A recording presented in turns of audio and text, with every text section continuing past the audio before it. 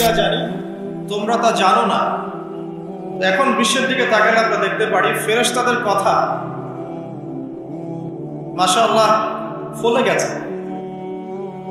আপনি ধর্মের দিকে তাকিয়ে দেখেন, দেখবেন ধর্মের মধ্যে অনেক বিভক্তি সৃষ্টি হয়েছে, অথচ সমস্ত ধর্মের স্রষ্টা একজনই, আল্লাহ রাব্বুল আলামিন। আল্লাহ পাকই হচ্ছেন প্রত্যেক আদম সন্তানের একমাত্র রব, তিনি ছাড়া আর কোনো রব নাই। আছে তারপরেও ধর্মীয় কনসেপ্টে আমরা বিভিন্ন মতবাদে বিভক্ত হয়ে গেছে, এবং প্রত্যেক ধর্মগ্রন্থ যদি পড়েন, একটু টুকটাক পড়েন, আপনি দেখবেন প্রত্যেকটা ধর্মগ্রন্থেই বলা হচ্ছে যে আল্লাহ একজন, আল্লাহ একজন। যে কোনো ধর্মগ্রন্থ হাতে নেন, দেখবেন আল্লাহ একজন। শুধু তাই নয়, বড় বড় রিলিজিয়নগুলোর রিলিজিয়াস স্ক্রিপচার্স যেগুলো আছে, ধর্মগ্রন্থ যেগুলো আছে, সেখানে মুহাম্মদ সাল্লাল্লাহু আলাইহি ওয়াসাল্লাম যে শেষ নবী সেটাও বলে দেয়া আছে। তাহলে এরপরেও এত শততা বিভক্ত কেন আমরা? কারণ আমাদের মধ্যে দুটো স্বভাব ঢুকে গেছে। ইবলিসের স্বভাব, সেটা হচ্ছে আবা ওয়াস্তাকবার, আমরা অস্বীকার করছি এবং অহংকার প্রদর্শন করছি, সত্যকে প্রত্যাখ্যান করছি। আবার মুসলিমদের মধ্যে তাকিয়ে দেখবেন এখানেও হাজারটা দলাদলি আছে, মানুষ হাজারটা দলে বিভক্ত, এক এক দলের এক এক কনসেপ্ট। যদিও আল্লাহ এক, কোরআন এক, নবী এক, তারপরেও বুঝের পার্থক্য। এক একজন, কেউ হয়েছে মুরজিয়া, কেউ হয়ে গেছে জাবারিয়া, কেউ হয়েছে কাদারিয়া, কেউ হয়ে গেছে শিয়া, কেউ হয়ে গেছে খারজি, কেউ মুতাজিলা। বিভিন্ন মানুষ বিভিন্ন দলে বিভক্ত হয়ে গেছে মুসলিমদের মধ্যেই।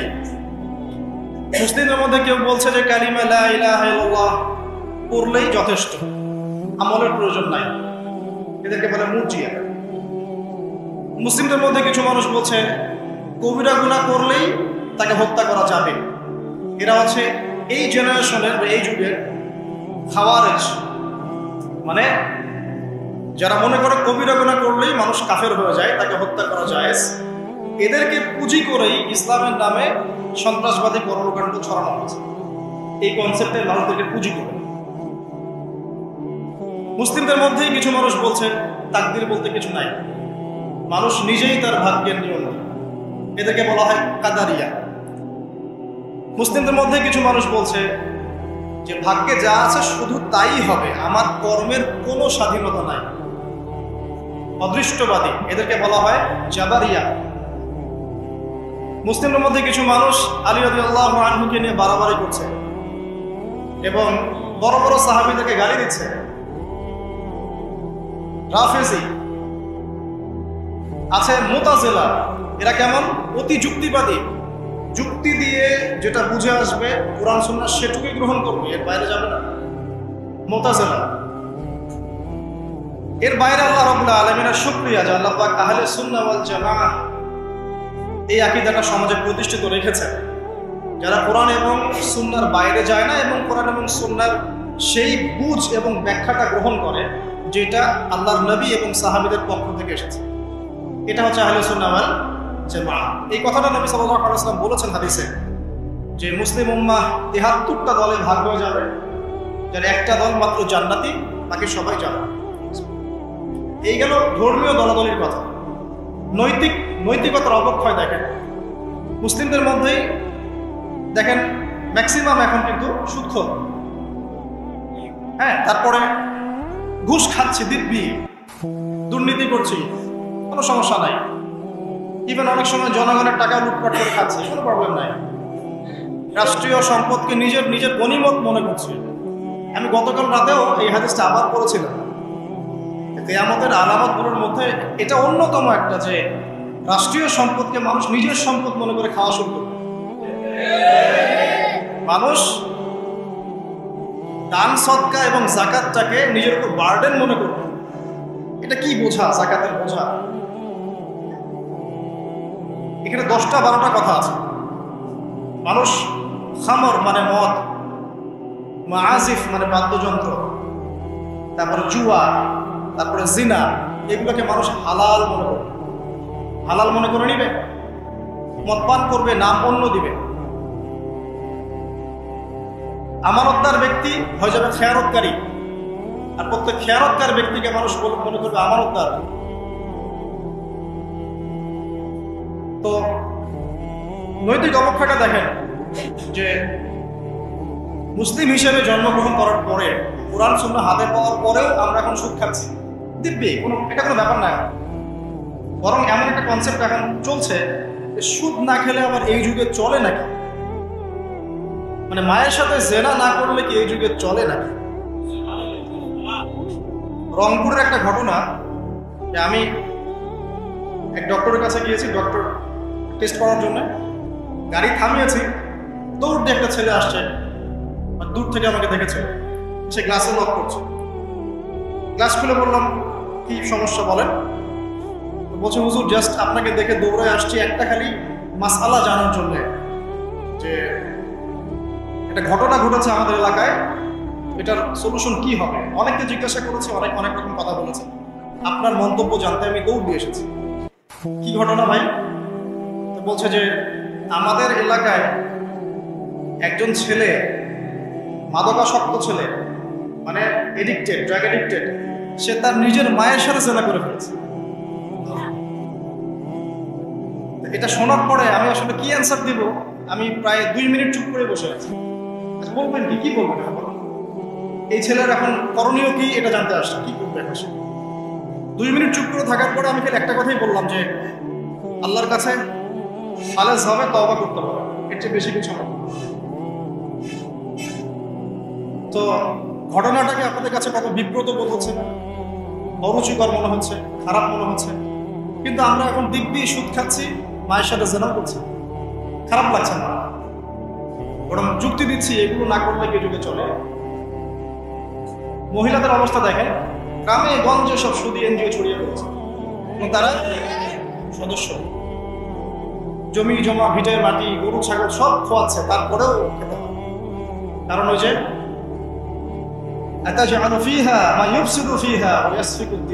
আপনি কি এমন কাউকে পাঠাবেন যে পৃথিবীতে গিয়ে ফাসাদ সৃষ্টি করবে? এটা হচ্ছে ইকোনমিক ফাসাদ, অর্থনৈতিক ফাসাদ। দেখেন মুসলিম পরিবারে জন্মগ্রহণ করেও ম্যাক্সিমাম মানুষই নামাজ পড়ে না। ম্যাক্সিমাম কতজন মানুষ 5 ওয়াক্ত নামাজ পড়ে, এটা এখন জরিপ করার ব্যাপার। দেখবেন মেজরিটি সংখ্যক কোরআনটাকে বিশুদ্ধ করে তেলাওয়াত করতে জানে না। কথাগুলো রূপকথা মনে হচ্ছে, বাস্তব জীবনে নেমে এসে দেখেন। যে বলি না আমরা তাওহীদি জনতা মাঠে আছে, তাওহীদি জনতা মসজিদেই নাই। কি বুঝলেন? কোন মাঠে আছে? তারপরে মুসলিম পরিবারে জন্মগ্রহণ করে দেখবেন পর্দা যে একটা ফরজিয়াত, এই কনসেপ্টই নেই। বরং এখন চেতনা এমন গায়ের জামা কাপড় ছিঁড়ে খুলে ফেলতে পারলে বাঁচে, মানে এখন এই যুগ চলছে। একটু আমি দেখাচ্ছি কিভাবে এই জায়গায় আসছে। দেখেন একটা সময় ছিল যে মানুষ সিগারেট খেত, স্মোক করতো, আমরা ওই জেনারেশনটা দেখেছি। স্মোক করতো চুপ করে, ওই চায়ের দোকানের কর্নারে, এই বাথরুমে ঢুকে, ওই মাঠের ওই কর্নারে গিয়ে, কেউ যেন দেখে না পারে। তারপরে কয়েক বছর পর পরিস্থিতি একটু পরিবর্তন হলো, ওপেন স্মোকিং, সবাই ভাইয়ের সাথেও স্মোকিং, বন্ধুর সাথেও স্মোকিং, পরে বাবার সাথেও দেখা যায় ছেড়েছে। এই একটা যুগ আসলো দেখেন। তারপরে আস্তে আস্তে নতুন মদ আসতে লাগলো, গাঁজা, হেরোইন, প্যাথোডিন, হুইস্কি ইত্যাদি ইত্যাদি, পেন্সিডিল, ইয়াবা। এখন ইয়াবার যুগ, আরো আপগ্রেডেড কোনো মদ আসছে। এখন সিগারেট টিকেট কোনো বিষয়টা কিন্তু ফ্যাশন। যদি কেউ ইয়াবা খায় তাহলে বলা হচ্ছে হ্যাঁ এ মাদক সেবী। বাই দ্য ওয়ে, আমাদের দেশে কিন্তু নিবন্ধিত 190টা বারও আছে, হ্যাঁ, এবং দেশি 204টা ব্র্যান্ড চলছে, বিদেশে 38টা ব্র্যান্ড চলছে। পারমিট পেয়েছে 85,070 জন। এবং এই মাদক সংশ্লিষ্ট এনজিও আছে প্রায় 76। 21 বছর হলে যদি কেউ পারমিটধারী হয় সে মদ খেতে পারে সংসদে, এটা নাগরিক অধিকার। আবার আশ্চর্যের ব্যাপার এটাও যে এগুলো খুলে উন্মুক্ত করার পরেও আবার মাদক নিরাময় কেন্দ্র আছে 7টা। মানে ওভাবে খাবেন, এডিক্টেড হয়ে যখন জীবনটা নষ্ট হবে, এই 7টা নিরাময় কেন্দ্রে এসে আপনি চিকিৎসা নেবেন। এগুলো ডিপার্টমেন্ট আছে, সদর দপ্তর আছে, সব গোয়েন্দা সংস্থা আছে। এবং মাদকদ্রব্য নিয়ন্ত্রণ অধিদপ্তর আছে। তো এটা একটা সার্কাস, মানে এই ওয়ার্ল্ডটা হচ্ছে একটা সার্কাসের যুগ। এই বিশ্বে যা হচ্ছে না, খালি চোখ দিয়ে যা দেখছেন, এর বেশিরভাগই সার্কাস। যেটা বলছিলাম, এখন ইয়াবার যুগ চলছে না। একটা সময় ছিল যখন ছেলে মেয়ে যদি অ্যাফেয়ার করতো লুকিয়ে লুকিয়ে, চিঠি দিয়ে, কেউ যেন না জানে, তাই না? ঠিক, তার মানে এগুলো পার করে আসছে, লুকিয়ে লুকিয়ে ছিল, কেউ যেন দেখে না ফেলে। কফি শপে বসলেও খুব সাবধানে, রিক্সায় বসলে কেউ যেন না দেখে। তারপরে একটা যুগ আসলো, এই জানলে কোনো সমস্যা, বাসায় ওপেন, আমার গার্লফ্রেন্ড, ও আমার গার্লফ্রেন্ড, ও আমার বয়ফ্রেন্ড, আমরা বিয়ে করবো, আমরা প্রতিশ্রুতি দিয়েছি একে অপরকে, নো প্রবলেম।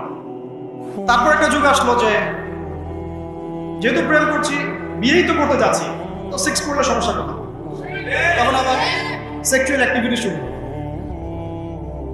মেয়েরা যদি বাইরে বের হতো, তাহলে যদি কোনো মেয়ের শর্ট কামিজ থাকতো বা আঁটাশাটো পোশাক থাকতো, সে গিল্টি ফিল করতো যে সবাই আমার দিকে তাকাচ্ছে, কেমন লাগছে। আর বেশিরভাগ মানুষ এমনটা করতো না, ওই কয়েকজন করতো। আস্তে আস্তে একটা যুগ আসলো যে না, এখন বেশিরভাগই করে, সয়ে গেল। তারপর একটা যুগ আসছে সরাসরি সেক্স, প্রেম টেম কিছুই নাই, এখনকার সেক্স।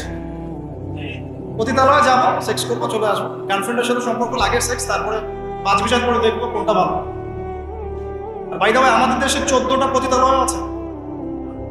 হ্যাঁ, আর এগুলো আমি বানিয়ে বলছি না, আপনি গুগল করলেই দেখতে পাবেন। তারপর একটা যুগ আসছে এখন যে হিজাব তো সরিয়েছি, তারপর আস্তে আস্তে ড্রেসটা একটু ছোট হলো, তারপর একটু টাইট ফিটিং, ঠিক আছে, একটু শর্ট করতে করতে এখন রেভলিউশন আসছে, এটাও খুলে ফেলে দিতে। আমি আপনাকে বলে দিই হাদিস থেকে, এরপর কি হবে?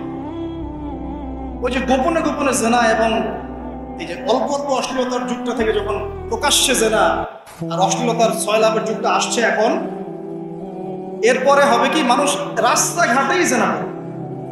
রাস্তাঘাটে এখানে কেউ সেক্স করতেছে, ওইখানে কেউ সেক্স করতেছে, ওইখানে দেখবেন, এখানে দেখবেন। বিশ্বাস হচ্ছে না? এটা নবী সাল্লাল্লাহু আলাইহি ওয়াসাল্লাম বলেছেন যে কিয়ামত হবে না ততদিন পর্যন্ত, যতদিন মানুষ রাস্তাঘাটে আনাচে কানাচে জেনা করবে। তখনকার সবচেয়ে ভালো মানুষ যে হবে, সে কে জানেন?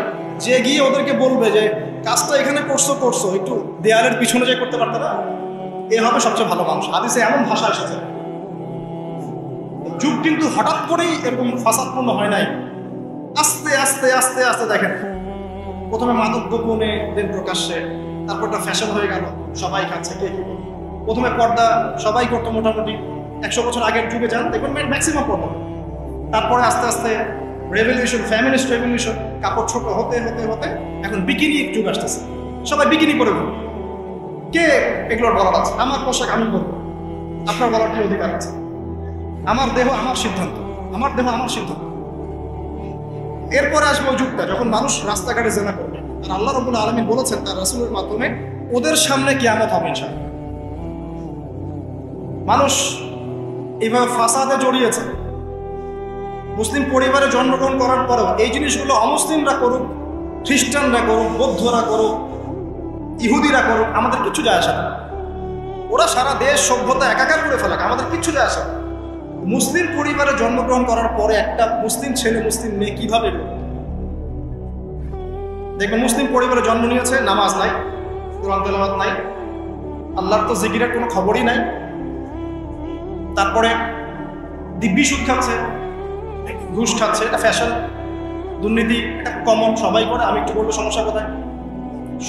সবার ভিতরে একটা মানে আত্মিক দুর্নীতি, মানে আমাদের আত্মাটাই দুর্নীতিগ্রস্ত হয়ে গেছে।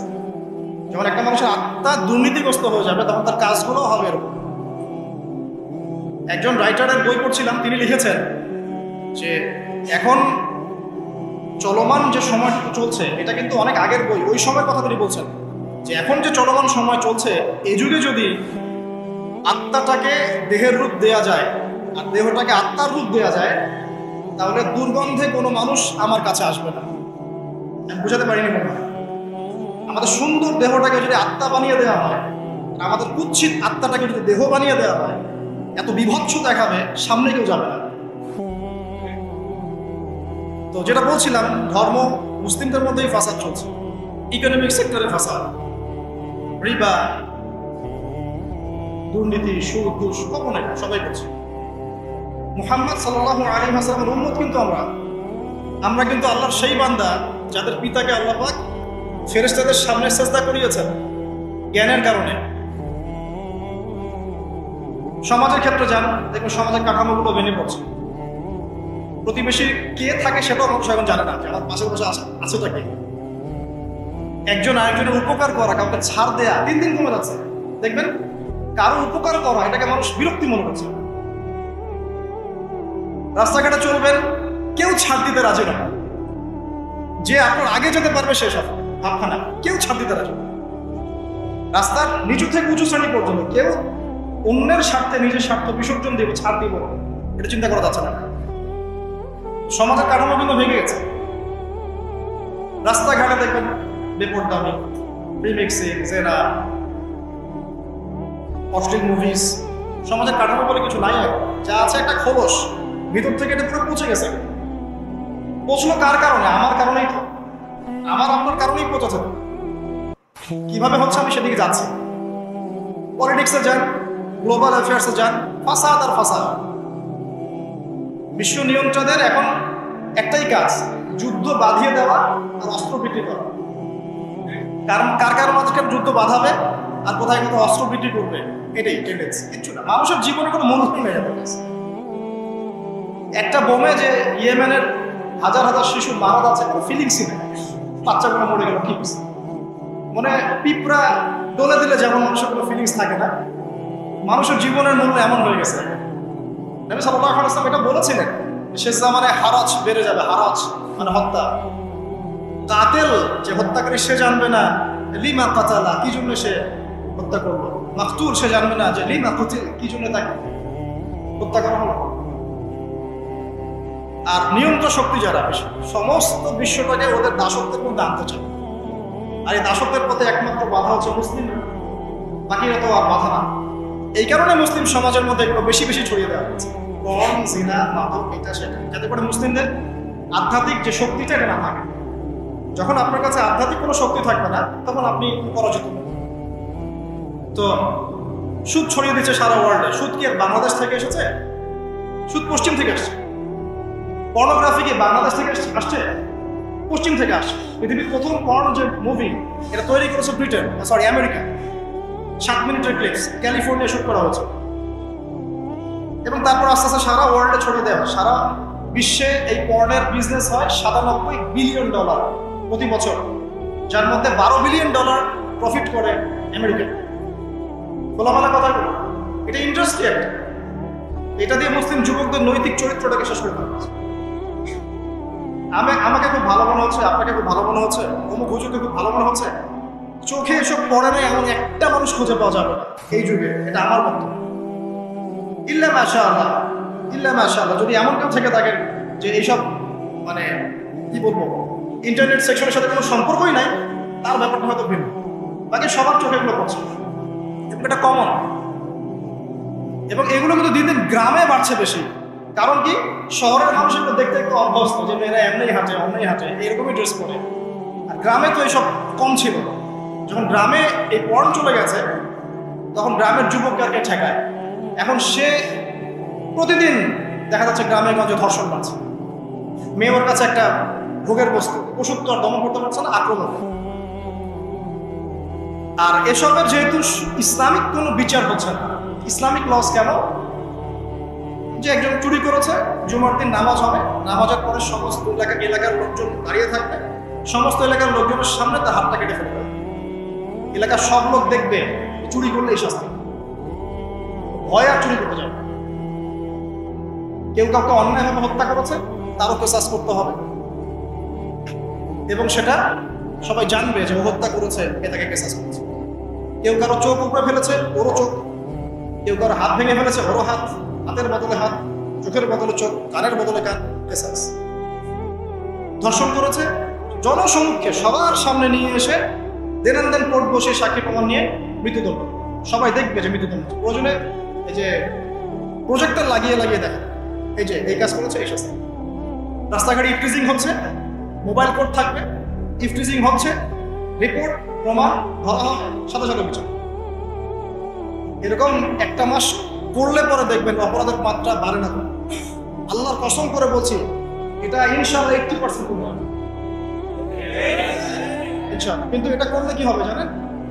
ওই যে পশ্চিমে বসে আছে বিশ্ব নিয়ন্ত্রণ সংস্থা, ওরা বলবে যে স্টেটের দিকে নজর রাখা, এরা মৌলবাদী হয়ে যাচ্ছে, এরা সন্ত্রাসী হচ্ছে, মানবাধিকার লঙ্ঘন করছে ইত্যাদি।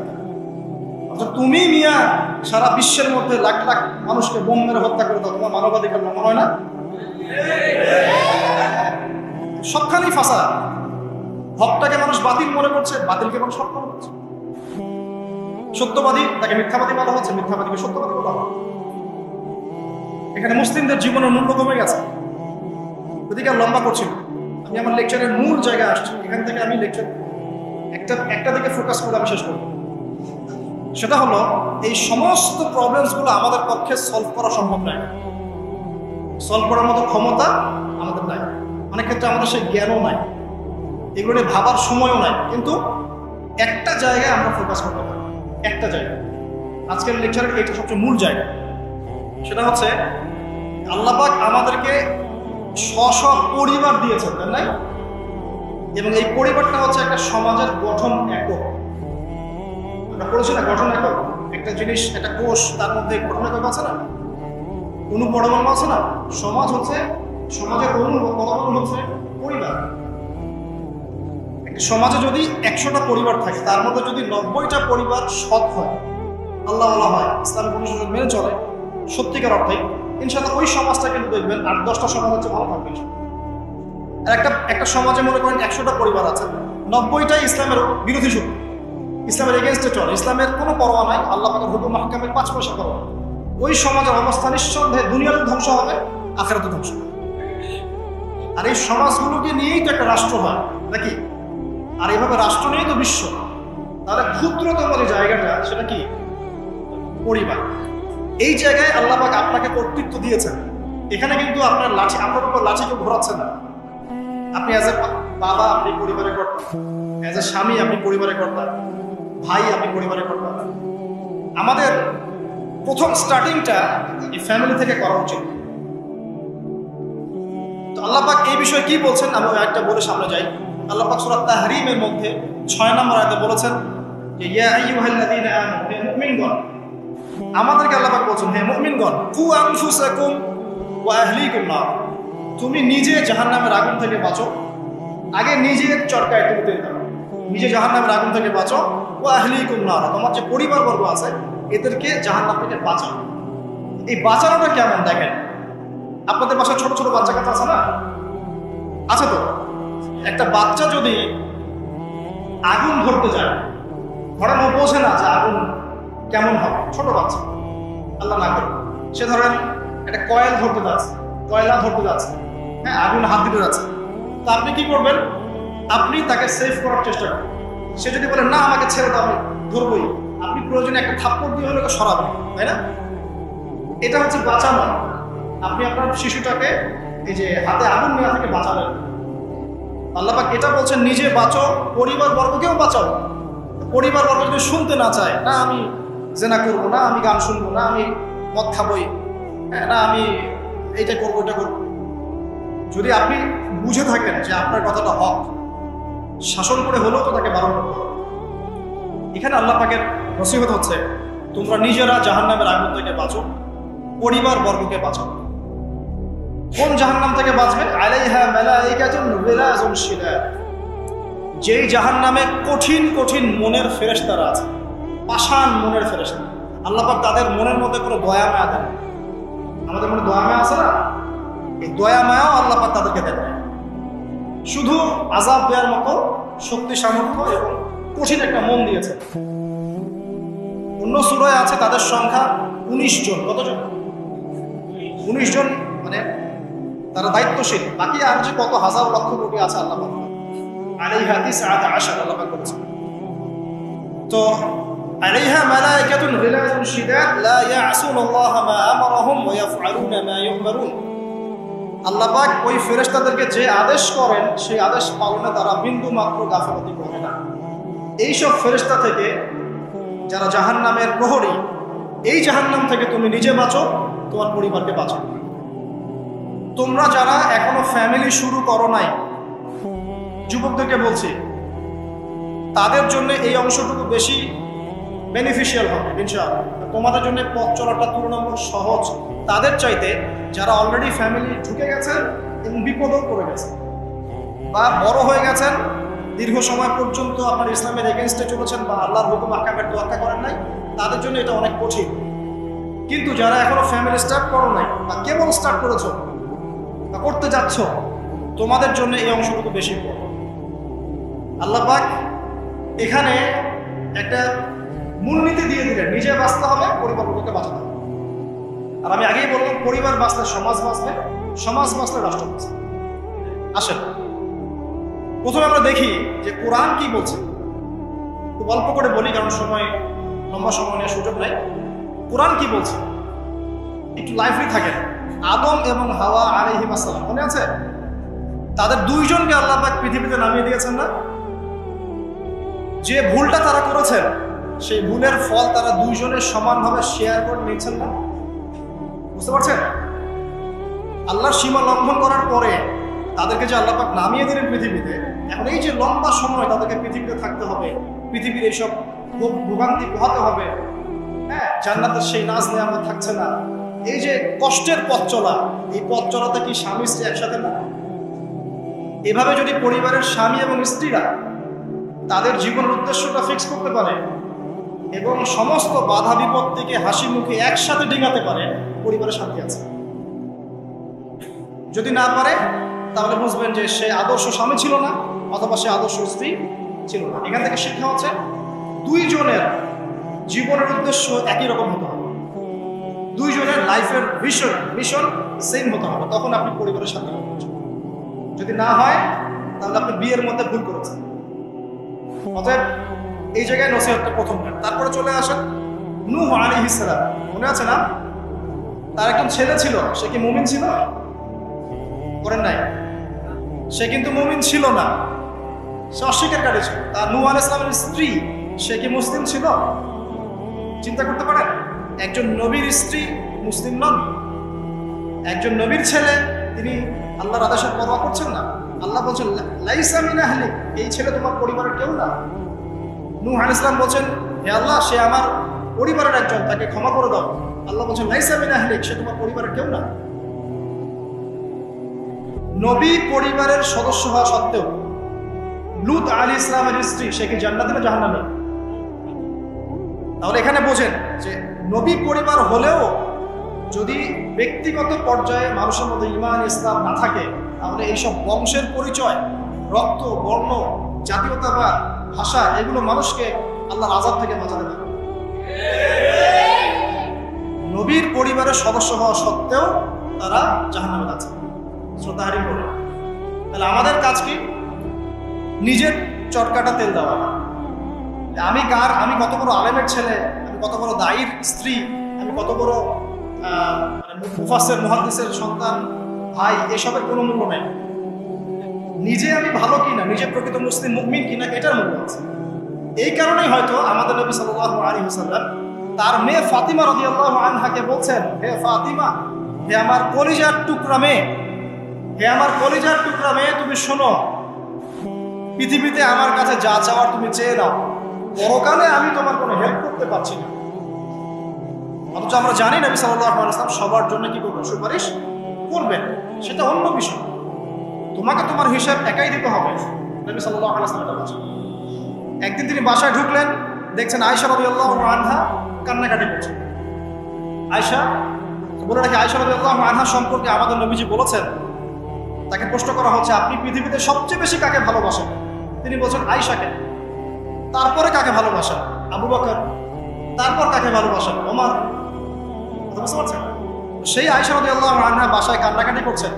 তিনি বলছেন, কি জন্য কাঁদছো হে আয়েশা? আয়েশা রাদিয়াল্লাহু আনহা বলছেন, জাহান্নামের আযাবের ভয়ে আমি কাঁদছি। কি হবে ইয়া রাসূলুল্লাহ আমাদের শেষ? তখন আল্লাহর নবী তার স্ত্রীকে বলছেন, যাকে তিনি সবচেয়ে বেশি ভালোবাসেন, তাকে বলছেন, তিনটা ক্ষেত্র বা তিনটা জায়গা আছে যখন পৃথিবীর কোনো মানুষকে চিনতে পারবে না পরকালে। এমনকি আমিও তোমাকে চিনতে পারবো। সেটা কি? যখন এই যে মিজানের পাল্লাটা দাঁড় করা, যে এটা ভারী হচ্ছে না হালকা হচ্ছে, এই সময় কেউ কাউকে চিনবে না, কারো কথা কারো মনে থাকবে না। যে গার্লফ্রেন্ডের জন্য আপনি জীবন দিচ্ছেন তার কথা আপনার মনে থাকবে না। যে স্ত্রী সন্তানের জন্য আপনি সারা জীবন দুর্নীতি করে গেলেন তার কথা আপনার মনে থাকবে না। এমনকি যে স্ত্রীর কাছে আপনি অনেক প্রেমময় স্বামী, সেও আপনার কথা মনে রাখবে যখন মিজানের পাল্লাটা উঁচু করবে। দুই, যখন আমল নামা ছুড়ে দেওয়া হবে, আমল নামা এভাবে উন্মুক্ত করে ছুড়ে দেওয়া হবে। ইকরা কিতাবাক, তুমি আজকে তোমার কিতাব পড়ো, ওয়া কাফা বিনাফসিকা আল-ইয়াওমা আলাইকা হাসিবা, আজকে তুমি নিজেই তোমার নফসের হিসাব নেওয়ার জন্য যথেষ্ট। এই সময় আয়েশা আমি তোমার কথা মনে রাখবো। একটা হচ্ছে যখন মানুষ পুলসিরাত পার হবে তখন কেউ কারো কথা বলবে না। এখান থেকে শিক্ষা কি? নূহ আলাইহিস সালামের পরিবারের সদস্য হয়েও তারা আল্লাহর আনুগত্য না করার কারণে জাহান্নামে যাচ্ছে। লূত আলাইহিস সালামের পরিবারের সদস্য হয়েও ঈমান না আনার কারণে তারা কি করছেন? জাহান্নামে যাচ্ছেন। আমাদের শিক্ষা হচ্ছে আমাদের পরিবারগুলোর, যে আমাদের এই বংশ, আমাদের এই যে টাকা পয়সা, স্ট্যাটাস, রং, হ্যাঁ, বাড়ি গাড়ি, পলিটিক্যাল পথ, কোনো কিছুই আমাদেরকে আল্লাহর আযাব থেকে বাঁচাতে পারবে না যদি আমরা প্রকৃত মুসলিম মুমিন না হই। পরিবারের সদস্যদেরকে আল্লাহ পাক ঈমানদার হওয়ার তৌফিক এনায়েত করুন। এবার আসুন সামনে, আরো সামনে যান। দেখেন ওই যে ইব্রাহিম আলাইহিস সালাম, দেখেছেন, মনে আছে? বাবা হচ্ছে ওই সমাজের সবচেয়ে বড় লিডারের ডান হাত, নমরুদের ডান হাত। সে হচ্ছে মূর্তি পূজারীদের সর্দার, মানে মূর্তি সে বানাতো, স্ট্যাচু মেকার। ইব্রাহিম আলাইহিস সালামকে আল্লাহ পাক ওই ঘরেই জন্ম দিয়েছেন যেখানে তার বাবা একজন শিরকের কাণ্ডারী। ইব্রাহিম আলাইহিস সালাম তাকে বোঝানোর চেষ্টা করলেন, বাবা এটা শিরক, এটা শয়তানের কাজ, এখান থেকে ফিরে আসো, আমি তোমার জন্য আল্লাহর কাছে দোয়া করবো ইত্যাদি। বাবা তার কথা শুনলো না। যদি এমন না যে তিনি শুধু একবার বলেছেন, তিনি হয়তো বলতেই ছিলেন, একদিন দুদিন না, কিন্তু বলতেই আছে। এক পর্যায়ে বাবা তাকে বের করে দেন বাসা থেকে, ফাহজুরহুম, এখান থেকে বের হয়ে যাও। তুমি যদি আমাদের এই দেবতাদেরকে গালি দেওয়া বন্ধ না করো তাহলে আমি তোমার মাথা পাথর দিয়ে মেরে ফাটিয়ে ফেলবো। ওয়াহজুরনি মালিয়া, আমাকে একা ছেড়ে দাও, ছুড়বে, মানে আমরা তাড়িয়ে দেই না, গেট লস্ট, এরকম করে ইব্রাহিম আলাইহিস সালামকে বের করে দেয়া। কিন্তু তিনি বললেন সালামুন আলাইকুম, বাবা আপনার উপর শান্তি বর্ষিত হোক, আমার আব্বা আপনার প্রতি শান্তি বর্ষিত হোক, আমি আল্লাহর কাছে আপনার জন্য দোয়া করব। পরে যখন আল্লাহ পাক তাকে বললেন যে কোনো মুশরিকের জন্য তোমার দোয়া করার সম্ভাবনা পাবে না, তখন থেকে ইব্রাহিম আলাইহিস সালাম দোয়া করা বন্ধ করলেন। এখানে দেখেন, ছেলে, একজন যুবক ছেলে, তার মধ্যে ঈমান এসেছে, সে তার পরিবারের চলমান শিরকের বিরুদ্ধে কথা বলছে, প্রয়োজনে সে সেখান থেকে স্কিপ করেছে, তাকে বের করে দেওয়া হয়েছে, সে চলে গেছে, তারপরেও কিন্তু তাওহীদের সাথে শিরকের আপোষ করে নাই। ইব্রাহিম আলাইহিস সালাম সামনে যান। ওই যে তার স্ত্রী হাজারা আলাইহিস সালাম তার সন্তান এবং স্ত্রীকে রেখে আসছেন কোথায় বলেন? মক্কায়, তাই না? মরুভূমিতে, খাবার নাই, পানিও নাই।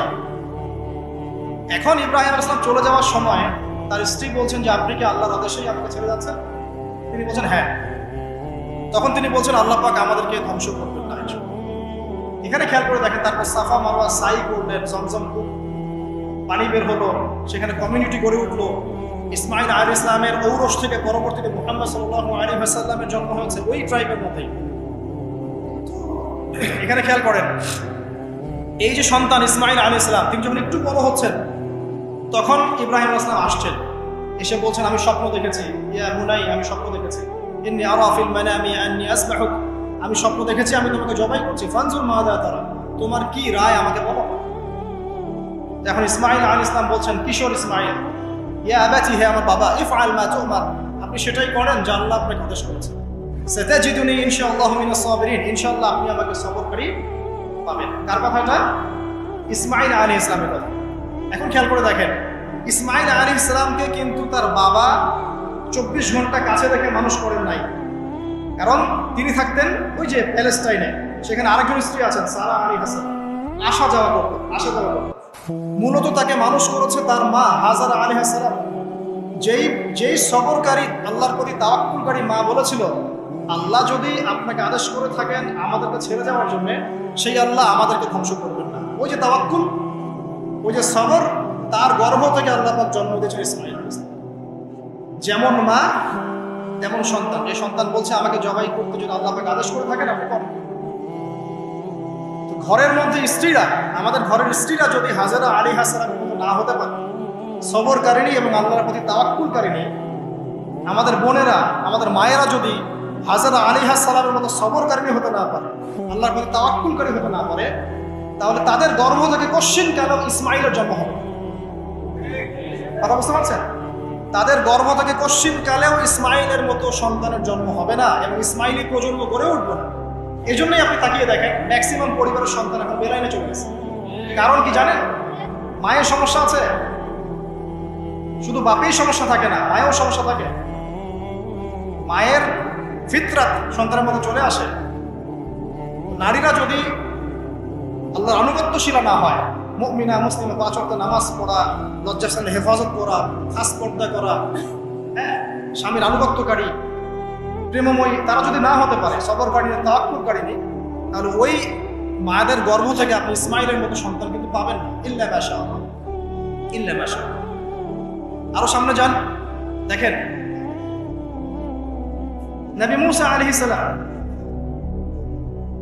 একজন ব্যক্তিকে একটা ঘুষি দিয়েছেন, সেই ব্যক্তি ওইখানে স্পট ডেড। ফেরাউনের লোকজন তাকে ধাওয়া করছে। মুসা আলাইহিস সালাম মিশর থেকে চলে গেলেন মাদিয়ান নামক জায়গায়। মাদিয়ানে আরেকজন নবী আছেন, তার নাম হচ্ছে শুআয়ব আলাইহিস সালাম। সেখানে গিয়ে তিনি গাছের নিচে বসে আছেন। দেখলেন দুজন মেয়ে দূরে দাঁড়িয়ে আছে, পানি নেওয়ার মতো চান্স পাচ্ছেন। ওই কওমের লোকজনের শক্তি বেশি, তো তিনি একটু শক্তিশালী ছিলেন। মুসা আলাইহিস সালাম তিনি গেলেন, গিয়ে শক্তি খাটিয়ে ওদেরকে পানির ব্যবস্থা করে দিলেন। দিয়ে আবার সেই গাছের এখানে এসে বসলেন, বসে আল্লাহর কাছে দোয়া করছেন, রব্বি, হে আমার রব, লিমা আনজালতা ইলাইয়া মিন খায়রিন ফাকির। এখানে কিন্তু তার কোনো গৃহ নাই, থাকার জায়গা নেই, খাওয়ার কিছু নাই, কোনো পরিচিত কেউ নাই, একদম নিঃস্ব শূন্য হাতে হাত উঁচু করে আল্লাহর কাছে বলছেন, রব্বি ইন্নী লিমা আনজালতা ইলাইয়া মিন খায়রিন ফাকির। হে আল্লাহ, আপনি আমার উপর যে অনুগ্রহটা বর্ষণ করবেন, আমি এর জন্য ভিখারি হয়ে বসে আছি। এবার আল্লাহ পাক ওই একটা মেয়েকে পাঠালেন। ওই মেয়েটা আসলো লাজুক ভঙ্গিতে, লজ্জাশীলতা, চোখ নিচু করবে। এখনকার এই যে ব্লাউজ ছাড়া শাড়ি পরা জেনারেশন না, এরা চক্ষু নিচু করে আসলেন। এই হাঁটাটাকে আল্লাহ পাক প্রশংসা করেছেন। সে লজ্জাশীলতার সাথে হেঁটে আসলো, এসে মুসা আলাইহিস সালামের সামনে দাঁড়িয়ে চক্ষু নিচু করে বলল যে আমার বাবা আপনাকে ডাকছেন, আমার বাবা আপনাকে ডাকছেন। এই লজ্জাশীলতা মেয়েদের মধ্যে কোথায় পাবে না? একটা হাদিস আছে, যখন তোমার মধ্যে লজ্জা থাকবে না, তোমার দ্বারা যে কোনো পাপ করা সম্ভব। হাদিস আছে, যে কোনো পাপ করা সম্ভব। বিকিনি পরেও কয়েকদিন পর ঘুরবে এরা, আমি বলে দিচ্ছি, দেখে নিয়ে ইনশাআল্লাহ। এবং এই আন্দোলন করতে করতে এক পর্যায়ে এমন একটা অবস্থা হবে, দেখবেন যে ওটা পুরো রাস্তায় ঘুরছে। মানে ওরা দেশটাকে ওই আমেরিকান এবং ব্রিটেনদের পশ্চিমা সংস্কৃতির রঙে সাজাতে চায়। আর এই নোংরা অসভ্যতার নাম দিয়েছে প্রগতিশীলতা। শয়তান অনেক বেশি প্রগতিশীল ছিল এবং এখন আছেও। ওই মেয়ের হেঁটে আসাটাকে আল্লাহ প্রশংসা করছেন। আসার পরে তিনি যখন বলছেন আমার বাবা আপনাকে ডাকছেন, তিনি গেলেন, তখন ওই শুআয়ব আলাইহিস সালাম বলছেন যে আমার এই দুই মেয়ের মধ্যে একজনকে আমি তোমার সাথে বিয়ে দিতে চাই। মুসা আলাইহিস সালাম সেখানে বিয়ে করলেন। শর্ত হচ্ছে 8 থেকে 10 বছর তাকে তার ফার্মে চাকরি করতে হবে, কৃষিকাজ মানে গবাদি পশু। এখানে 8 থেকে 10 বছর তাকে সার্ভিস দিতে হবে, এটাই মোহর। তো এটা আমি এখন বুঝি যে মুসা আলাইহিস সালামকে আল্লাহ পাক এই যে রাখালের কাজ করেছেন কেন জানেন? কারণ এই কাজগুলো মানুষের ধৈর্য বাড়ায়। মুসা আলাইহিস সালামকে পরে আল্লাহ পাক বড় একটা দায়িত্ব দিবেন, এই কারণে তাকে ট্রেনিং দিচ্ছেন এখানে। তাকে আরো বড় একটা জাতিকে সামলাতে হবে, যারা আরো অনেক বেশি উদ্ধত, অনেক বেশি গবাদি পশুর মতো। তারা কারা? ওই যে বনু ইসরাঈল। চোখের সামনে দেখলো আল্লাহ পাক ফিরআউনকে ডুবিয়ে দিলেন, তারপর 40 দিনের মধ্যে আবার শিরক করা শুরু করল। আমাদের নবী মুহাম্মদ সাল্লাল্লাহু আলাইহি সাল্লামকে একজন কষ্ট দিয়েছিল। তো কষ্টটা এত ডাইরেক্ট দিয়েছে, এসে বলেছে আপনি ইনসাফ করেন, হে মুহাম্মদ সাল্লাল্লাহু আলাইহি ওয়াসাল্লাম, আপনি ইনসাফ করেন, আপনি ইনসাফ করছেন না। তো সাহাবীদের চোখ মুখ লাল হয়ে গেল যে এত বড় কথা নবীকে বলেন। তখন নবী সাল্লাল্লাহু আলাইহি ওয়াসাল্লাম বলছেন দাঁড়াও, আমার ভাই মুসাকে তার কওম আরো অনেক বেশি কষ্ট দিয়েছে। আর মুসা আলাইহিস সালামের কষ্টের কথা চিন্তা করে আমাদের নবী সান্ত্বনা নিচ্ছেন, এটা তো কিছুই না। মুসা আলাইহিস সালামকে তার কওম আর অনেক বেশি কষ্ট দিয়েছে। এই কওমকে সঠিক পথে চালানোর জন্য আল্লাহ পাক 8 বছর তাকে রাখালি করিয়েছেন। আপনারা জানেন কিনা জানি না যে বেশিরভাগ নবী কিন্তু কৃষিকাজ করেছেন, জানেন? যারা কৃষিকাজ করছেন আপনারা এখানে নিজেকে হীনমন্যতায় ভোগার, ছোট মনে করার কোনো সুযোগ নাই। আপনি একটা নোবেল প্রফেশনের মধ্যে আছেন, খাঁটি প্রফেশন, ঠিক আছে? দেখেন, এবার মুসা আলাইহিস সালাম একজন ভালো গার্ডিয়ান পেলেন, তার নাম শুআয়ব আলাইহিস সালাম। সেখানে বাড়ি পেলেন, সেখানে জামাই তিনি, চাকরি করছেন, মানে তার সবকিছুই অনুকূলে। ওই যে দোয়া কিন্তু কবুল হয়ে গেল। সতী পুত পবিত্র একটা মেয়ে আল্লাহ পাক তাকে দিয়ে দিলেন। কারণ মুসা আলাইহিস সালাম ছিলেন অনেস্ট, মুসা আলাইহিস সালাম ছিলেন একটা সৎ ব্যক্তি, অনেস্ট, যিনি কখনো অশ্লীল কোনো পথে পা বাড়ান নাই। ঠিক তেমন একজন মেয়েকে আল্লাহ পাক তার জীবন সঙ্গিনী করবেন। তাই আমাদের শিক্ষা হচ্ছে, আমরা যদি নিজেদেরকে পবিত্র রাখতে পারি, তোমাদেরকে বলছি, ইনশাআল্লাহ তুমি তোমার জীবনে পুত পবিত্র নেককার স্ত্রী পাবে। কিন্তু তোমরা যদি এখনকার এইসব প্রলোভনে পড়ে জেনা, মদ, পর্ন, হাবিজাবি সবকিছুর মধ্যে ঢুকে যাও, মাদক ইত্যাদির মধ্যে, পুত পবিত্র নারী আসবে না। দেখবা যে এমন নারী তোমার জীবনে আসছে যে নিজেও পবিত্র না। আল্লাহ পাক ব্যালেন্স করেন সবসময়, বিল্লাহ মাশাআল্লাহ। শুধু তাই নয়, শুআয়ব আলাইহিস সালামের মতো একজন গার্ডিয়ান তিনি পেলেন, যিনি তাকে দিনের পথে হেল্প করলেন। পরবর্তীতে মুসা আলাইহিস সালাম নবী হলেন। এখান থেকে একটা প্রমাণ আছে, দলিল, সেটা হলো বাড়ির গার্ডিয়ান যদি দিনদার হয়, শুআয়ব আলাইহিস সালামের মতো সাপোর্টিং হয়, পরিবারবর্গকে দিনের জন্য সাপোর্ট করছে, সেই পরিবারের মধ্যে শান্তি আসবে। এবং সেই পরিবারের যুবকরা সৌভাগ্যবান, যুবতীরাও সৌভাগ্যবান, সেই পরিবারের সন্তান সন্ততিরা সৌভাগ্যবান। তাই পরিবারের গার্ডিয়ান যারা আছেন, আজকের কথা শুনছেন, আপনারা সাপোর্টিভ হন, পরিবারকে দিনের ক্ষেত্রে সাপোর্ট দেন, একটা ভালো প্যারেন্টিং করেন, সন্তানদেরকে সুন্দর প্যারেন্টিংসের মধ্যে নিয়ে আসেন। আসুন সামনে যাই, এবার একটা কনক্লুশনের দিকে যাচ্ছে। আসেন, তো কোরআনের পরতে পরতে এরকম দলিল আছে। আরো দেখবেন, ইয়াকুব আলাইহিস সালাম মৃত্যুবরণ করছেন, সন্তানদেরকে ডেকে বলছেন যে আমার পরে তোমরা কার ইবাদত করবে। মানে তিনি কনসিয়াস যে আমার পরে বাচ্চা কাচ্চারা আবার যেন বিভ্রান্ত হয়ে না আসবে, তোমরা কার ইবাদত করবে, ডেকে বলছেন। আর আমরা ওই সময় ডেকে বলতাম যে আমার ব্যাংকের 10 কোটি টাকা আছে, 1 কোটি ওকে দিস, 1 কোটি ওকে দিস, হ্যাঁ আমার জমি জমা এগুলো আছে, ওকে এটা দিস, ওকে এটা দিস। উনি ডেকে বলছেন তোমরা আমার পর কার ইবাদত করবে। সন্তানরা বলছে আমরা এক আল্লাহর ইবাদত করব, যার ইবাদত আপনি করেছেন, আপনার পিতাও করেছেন। সচেতন গার্ডিয়ান। সামনে যান, আপনি দেখবেন ইউসুফ আলাইহিস সালাম, যিনি যে জেলখানায় বন্দী হলেন, পরে মিশরের খাদ্যমন্ত্রীর দায়িত্ব পেলেন, তার বাবা ইয়াকুব আলাইহিস সালাম কাঁদতে কাঁদতে চোখ অন্ধ হয়ে গেল। দেখেন, যখন ইউসুফ আলাইহিস সালাম তার ভাইদেরকে বললেন এই যে রুমালটা, এই রুমালটা নিয়ে যাও, আমার বাবার চোখের উপরে দিবে, ইনশাআল্লাহ সে দৃষ্টিশক্তি ফিরে পাবে। এটা পড়েন নাই মনে হয়, সূরা ইউসুফের মধ্যে আছে। এই রুমালটা যখন আমার বাবার চোখের উপর দিবে, তখন সে তার দৃষ্টিশক্তি ফিরে পাবে। তখন ওই রুমালটা যখন তারা বহন করে নিয়ে আসছেন, অন্ধ ইয়াকুব আলাইহিস সালাম তিনি বলছেন আমি দূর থেকেই ইউসুফের গন্ধ পাচ্ছি। সূরা ইউসুফ আর জুলাইখার প্রেম কাহিনী নয়। সূরা ইউসুফ হচ্ছে তার পিতা ইয়াকুব আলাইহিস সালাম এবং এই যে তার ছেলে ইউসুফ আলাইহিস সালাম, তাদের মধ্যে ভালোবাসার কাহিনী। এটা ভালো করে পড়েন, ভালো করে বুঝবেন। এখানে পিতার সন্তানের ভালোবাসাকে বোঝানো হয়েছে। এত ভালোবাসেন তিনি সন্তানকে। এখান থেকে শিক্ষা কি? শিক্ষা হচ্ছে পিতাদেরকে সন্তানদেরকে ভালোবাসতে হবে, আদর করতে হবে, কাছে থেকে বোঝাতে হবে। সবসময় শাসনের লাঠি ঘোরানো যাবে না। সন্তান যদি হোঁচট খায়, তার হাতটা ধরতে হবে, ধরে বলবে বাবা কি হয়েছে, আমি তো তোমার সাথে আছি। মা কি হয়েছে, হতাশ কেন হচ্ছে, আমি তোমার সাথে আছি। একটা রেজাল্ট খারাপ হচ্ছে তো কি হয়েছে, আমি তোমার সাথে আছি। বাবা নামাজ পড়ো, বাবা কোরআন তেলাওয়াত করো, আল্লাহকে ডাকো, আল্লাহ তোমার সাথে আছে। ওকে কনফিডেন্স দিতে হবে। যখন পিছন থেকে সন্তানরা কনফিডেন্স পাবে, এই সন্তানরা বড় আত্মবিশ্বাসী হবে। আর পিছন থেকে যখন আপনি তাকে সবসময় শাসন করতে থাকবেন, জুলুম করতে থাকবেন, এ বড় হয় আপনাকে বৃদ্ধাশ্রমে পাঠাবেন, তো কোথায় পাঠাবে? সন্তানকে ভালোবাসতে হবে। এটা বলে রাখি, এখানে দেশে আবার 30টা বৃদ্ধাশ্রমও আছে। ইসলামে বৃদ্ধাশ্রমের কোনো জায়গা নাই। আর এখন আমি চলমান একটা পত্রিকা রিপোর্ট দেখলাম গুগলে, নাম করা পত্রিকা, নাম বলছি না। তারা বলছে এখন বৃদ্ধাশ্রম সময়ের দাবি। বৃদ্ধাশ্রম এখন সময়ের দাবি, নাউজুবিল্লাহ। আর ইসলাম বলছে সবচেয়ে সেরা অধিকার দিবে মাকে, তারপরে মাকে, তারপরে মাকে, তারপর বাবাকে। মায়ের পায়ের নিচে জান্নাত, বাবার সন্তুষ্টিতে আল্লাহর সন্তুষ্টি, এটা ইসলাম বলছে। এখনকার সভ্যতা আমাদেরকে বলছে যে বৃদ্ধাশ্রম এখন সময়ের দাবি। ইউসুফ আলাইহিস সালামকে যেভাবে ভালোবাসতেন তার বাবা, সন্তানকে ভালোবাসেন। আমাদের নবী মুহাম্মদ সাল্লাল্লাহু আলাইহি ওয়াসাল্লাম মানুষকে যত ভালোবাসতেন, এর কারণ কি জানেন? ছোটবেলা থেকেই তাকে খুব ভালোবাসা দিয়ে মানুষ করা হয়েছে। তার মা তাকে ভালোবাসতেন, তার দুধ মা তাকে ভালোবাসতেন, তার দাদা আব্দুল মুত্তালিব তাকে সাথে করে নিয়ে ঘুরতেন, কাবার সামনে বসাতেন, বসিয়ে বলতেন তার নাম হচ্ছে মুহাম্মদ, প্রশংসিত। এই নামটা তখন আরবে কেউ রাখতো না।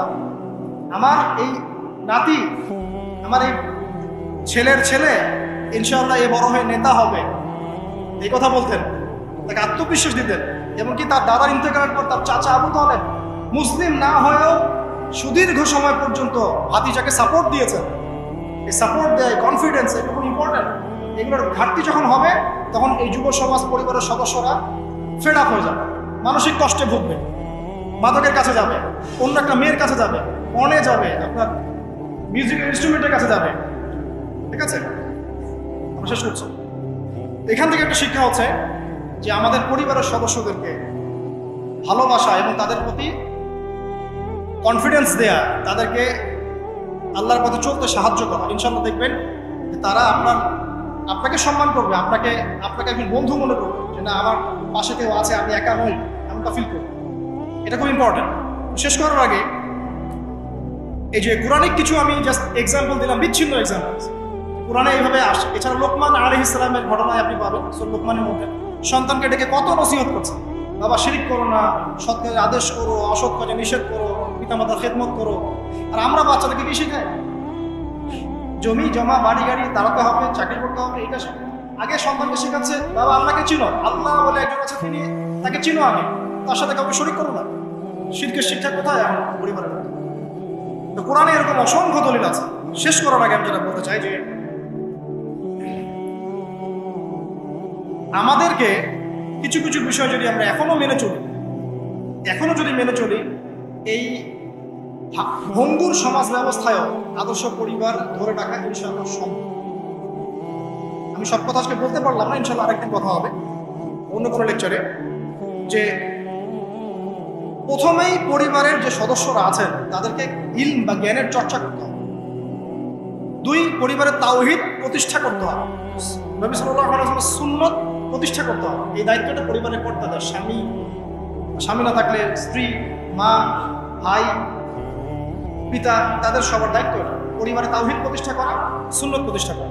পরিবারে নামাজ থাকতে হবে, নামাজ, 5 ওয়াক্ত নামাজ নাই পরিবার আদর্শ হবে না। পরিবারের সদস্যদেরকে দান সৎকার দিকে উৎসাহিত করতে হবে। যত দান করবে সম্পদ বাড়বে, যত দান করবে সম্পদ বাড়বে। দান কমিয়ে দিলে সম্পদ কমে আসবে। পরিবারের সদস্যদেরকে নৈতিকতা শিক্ষা দিতে হবে, মূল্যবোধ শেখাতে হবে, কালচার হিসেবে গড়ে তুলতে হবে। যারা সামাজিক, তারা সবার পাশে দাঁড়াতে চায়, সমাজ কল্যাণমূলক কাজগুলোকে উৎসাহিত করতে হবে। পরিবারের সদস্যদেরকে বুস্ট আপ করতে হবে, পিছন থেকে তাদেরকে আত্মবিশ্বাস দিতে হবে যে আমরা আছি তোমার সাথে, তুমি তোমার প্রতিভা অনুযায়ী সামনে যাও। যার যেখানে প্রতিভা সেখানে তাকে আত্মবিশ্বাস দিতে হবে। হ্যাঁ, তুমি লিখতে পারো, ভালো লিখো বাবা, তোমাকে টাকা পয়সা ফিকির করতে হবে না, তোমাকে জব ক্যারিয়ারে চিন্তা করতে হবে না, তোমাকে আল্লাহ পাক লিখার ক্ষমতা দিয়েছেন, লিখো, আল্লাহ ওখানেই রিজিক দেবেন ইনশাআল্লাহ। তুমি বলো, তোমাকে বলার ক্ষমতা আল্লাহ পাক দিয়েছেন, তুমি ভালো করে বলো। তুমি বিজ্ঞান ভালো পারো, বিজ্ঞান নিয়ে গবেষণা করো। তুমি ভালো খেলো, ভালো করে খেলো। মানে আপনাকে ওর প্রতিভা অনুযায়ী আপনাকে বুস্ট আপ করতে হবে, ইসলামিক রুলস মেনেই। 5 বাসায় পর্দার বিধান চালু করতে হবে, যাদের মধ্যে নাই ওইটাকে শক্ত করে ধরতে হবে, হেলায় ফেলায় ছেড়ে দেওয়া যাবে না। বাসার মধ্যে অপসংস্কৃতি যেগুলো আছে, বাইরের কালচার যেগুলো ঢোকে, এগুলো রাস্তা বন্ধ করতে হবে। ইন্টারনেট সেকশনগুলোকে লিমিটেড করতে হবে। এবং যা দেখবেন সবাই একসাথে দেখবেন, ড্রয়িং রুমে বসে। স্মার্টফোন এতে অ্যাভেলেবেল করে দিবেন না। এমনও কান্ট্রি আছে 18 বছর না হলে কেউ ফোন ইউজ করতে পারে না, আর আমাদের জন্মের পর থেকেই ফোন। বাচ্চার ওই ফোনটা দেওয়া মানে তার মস্তিষ্ক ড্যামেজ, শেষ। দেখেন আপনি ফোনের কারণে কত পাপ করতেছেন আল্লাহ। ফোনকে আমরা এখন আর কন্ট্রোল করছি না, ফোনই আমাদেরকে কন্ট্রোল করছে। এইগুলো বন্ধ করতে হবে।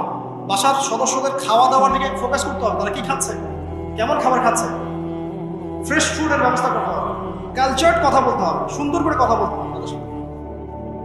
ঝগড়াঝাটি এগুলো দেখে যখন তারা অভ্যস্ত হয়ে যাবে তখন তো নৈতিকতার অবক্ষয় ঘটবেই। আরো কিছু বিষয় আছে, যেমন পরিবারে হৃদ্যতা ভালোবাসা পিতামাতার মধ্যে আছে কিনা, স্বামী স্ত্রীর মধ্যে আছে কিনা, এই বিষয়টা যেন ছোটদেরকে ইফেক্ট না করে খেয়াল রাখবে।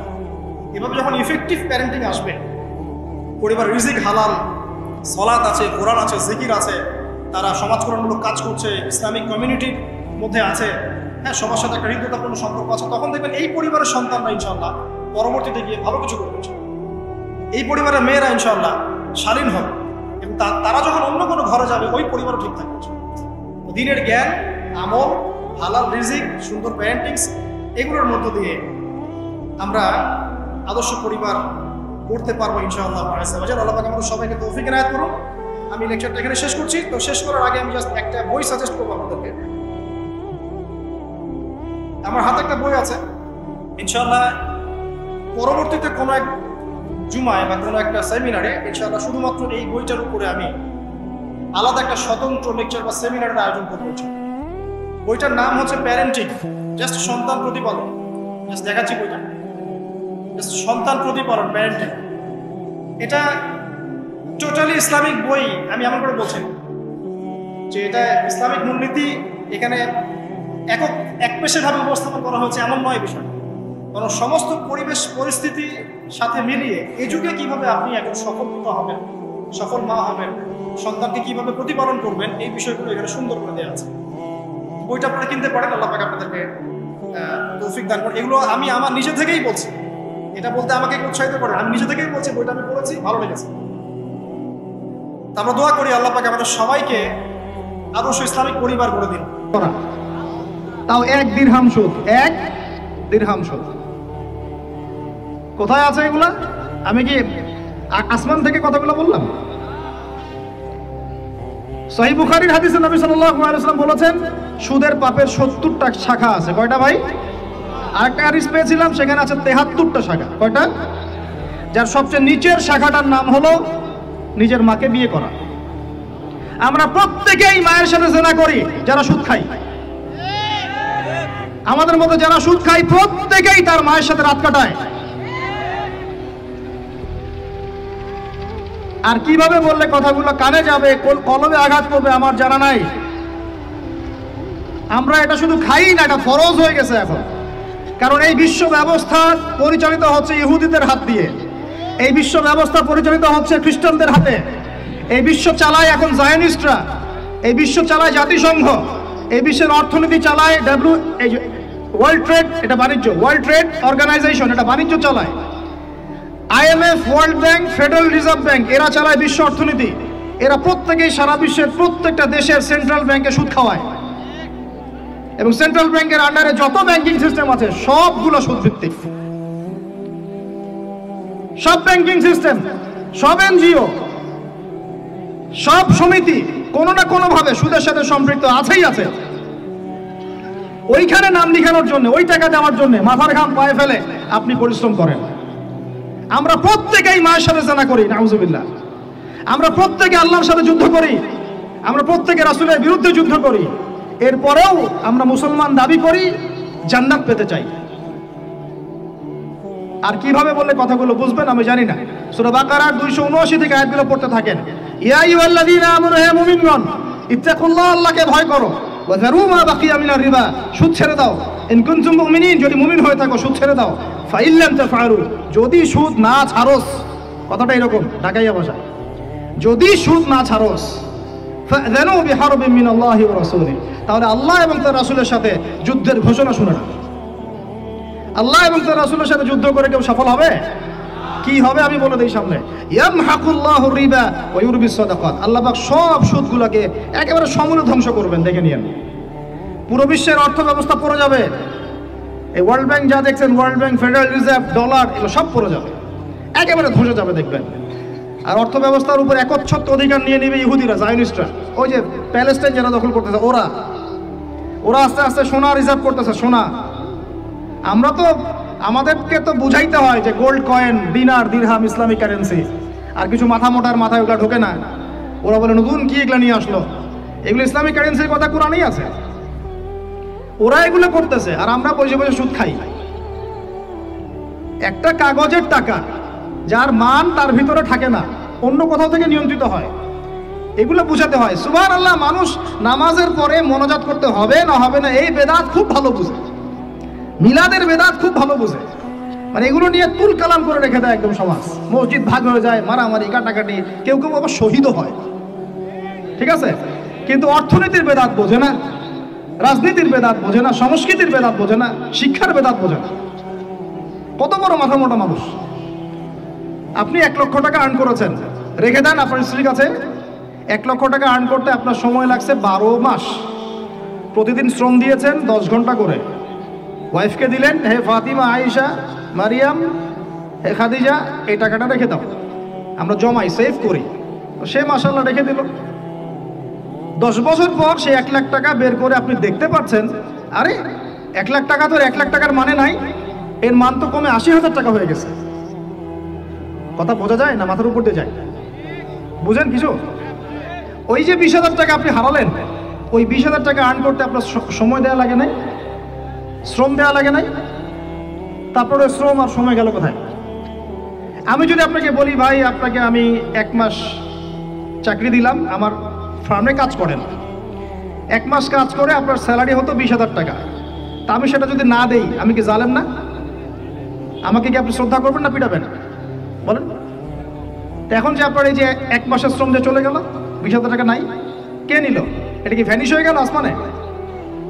ইনফ্লেশন যখন হয়, টাকার মান যখন কমে যায়, মনে রাখবেন কিছু কমলে কিছু বাড়ে। আপনার কমলে কারো বাড়ে, আপনার বাড়লে কারো কমে, এটাই নিয়ম। ব্যবসা করছেন আপনি, আপনি লাভ করলে কেউ লস করবে, কেউ লস করলে আপনি লাভ করবেন। টাকা ঘুরতে থাকবে মার্কেটের মধ্যে। এগুলো বুঝাবে কি? আসলে আমি তো এখানে এগুলা কথা ডিটেলস বলতে পারবো না, আমার আলোচনার টপিক একটা আছে, ওইদিকে যেতে হবে। অর্থনীতি নিয়ে আমাদের এত জ্ঞানের স্বল্পতা, এত জ্ঞানের স্বল্পতা, আর আমরা বিগত 20-30 বছর থেকে এমন এমন বিষয় নিয়ে একে অপরের সাথে লড়াই করতেছি, মূল বিষয় বাদ দিয়ে। আস্তে আস্তে আস্তে আস্তে সুদের জালে আমরা একদম সবাই অক্টোপাসের মতো পেঁচিয়ে গেলাম। এগুলো যখন আমরা মানুষকে কিছু বোঝানোর চেষ্টা করি, এক শ্রেণীর ঘুমটাওয়ালা আছে, জিহাদের নাম শুনলেই পিছন দিয়ে দৌড় দেয়। হ্যাঁ, এই ইহুদিদের সাথে মুসলিমদের যুদ্ধ হচ্ছে এখন, ওই সময় ইহুদিদের পক্ষ নিয়ে কথা বলে। এরা আমাদেরকে বলে যে এরা খারেজি হয়ে গেছে, এদের আকীদা ঠিক নাই, এদের মানহাজ ঠিক নাই। তুমি যে আকীদা লালন করে তুমি ইসরায়েলের পক্ষ নাও, তোমার ওই আকীদার মুখে আমি থুতু নিক্ষেপ করি। তুমি যে মানহাজের কথা বলে তুমি মুজাহিদ ভাইদের বিরুদ্ধে অবস্থান নাও, তোমার এই আকীদার উপর, মানহাজের উপর আমি থুতু নিক্ষেপ করি। ফাইজলামের একটা জায়গা থাকে, ফাইজলামের একটা সীমা থাকে। যখন মুসলিমদেরকে দিনের পর দিন মেরে, বোম মেরে হত্যা করে ফেলা হচ্ছে, এখন তুমি তেল আবিবের পক্ষ নাও, ইসরায়েলের পক্ষ নাও, লজ্জা করে না তোমার? যারা মুজাহিদ ভাইদের পক্ষে কথা বলে, ওখানে গিয়ে তুমি মানুষকে আকীদা ঠিক নাই, মানহাজ ঠিক নাই, ইভেন সালাউদ্দিন আইয়ুবী রাহিমাহুল্লাহ সম্পর্কেও মিথ্যাচার করতে লজ্জা করে না? যে মানুষ তার সারাটা জীবন ঢেলে দিল বাইতুল মুকাদ্দাস বিজয় করার জন্য, তার ব্যাপারেও তুমি প্রশ্ন তুলো। কত নির্লজ্জ তোমরা, লজ্জাহীন একটা সম্প্রদায়। যা নুন খাচ্ছ তার গুণ গাচ্ছ, এই তো আর কি বিষয়টা, এই আর কি। যাদের নুন খাচ্ছ এখন তার গুণ গাচ্ছ। আপনাদের মনে করেন, একটা এক্সাম্পল দিয়ে, মনে করেন যে 71 সালে আমরা বিজয় অর্জন করতে পারি নাই, মনে করেন। এখনো পাকিস্তানিরা আমাদেরকে মারতেই আছে, মারতেই আছে, মারতেই আছে। 71 থেকে এখন কত বছর হলো? 53, 50-55। মনে করেন যে বিজয় এখন অর্জিত হয় নাই। আমাদের ওই বাবারা লড়ছিলেন, দাদারা লড়ছিলেন, লড়তে লড়তে লড়তে লড়তে তারা শহীদ হয়ে গেলেন, কিন্তু ওদের আগ্রাসন থামে নাই, ওরা মারতেই আছে, মারতেই আছে, মারতেই আছে। তারপরের জেনারেশন অস্ত্র নিল, তারপরের জেনারেশন অস্ত্র নিল, তারপরের জেনারেশন অস্ত্র নিল, নিতে নিতে নিতে 2023 পর্যন্ত আসলো। এখন 2023 সালে যে ফ্রিডম ফাইটার, মুজাহিদ, মুক্তি বাহিনীরা ওদের বিরুদ্ধে লড়তেছে, এই বাহিনীর কি আকীদা খারাপ? ওই বাহিনীর মানহাজ খারাপ? ওই বাহিনী পাগলের কাজ করতেছে? ওই বাহিনী সন্ত্রাসী? ঠিক একই কাজ করতেছে ফিলিস্তিনের মানুষ। সে একই কাজ এই 100 বছর থেকে তারা করে আসতেছে, আর তুমি এখন এসে এদের আকীদা মানহাজ নিয়ে প্রশ্ন তোলো? নির্লজ্জ কোথাকার। বরং বলছে যে এগুলো পাগলের কাজ, তারা নাকি পাগলামি করতেছে। তাদের সন্তানদেরকে তাদের চোখের সামনে মেরে ফেললে তারা কি